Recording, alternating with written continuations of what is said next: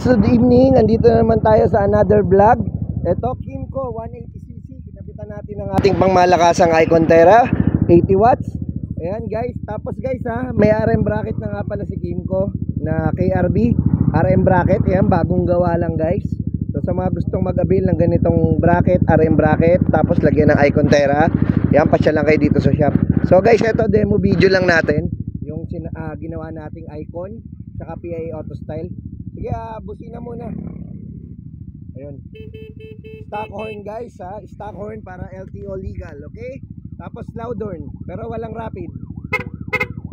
Loud horn, tapos rapid mo. Loud horn. Alright. Tapos passing light tol, passing light.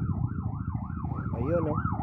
So guys, sa mga gusto magpakabit ng ganitong package, punta lang kayo sa Atan Indotay Concept Number 9, CP Garcia Avenue, UP Diliman, Quezon City Sige, yung bato naman ng low beam ng Icontera 80 watts. Wow, sobrang lakas. Okay, pakita natin yung buga.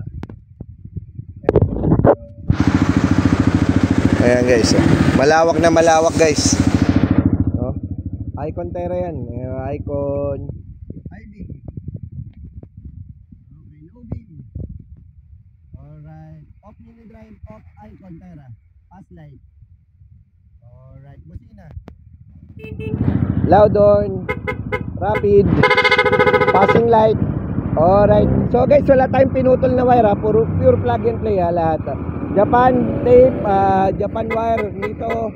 Tapos ginamit natin dyan sa Japan relay Okay, passing light.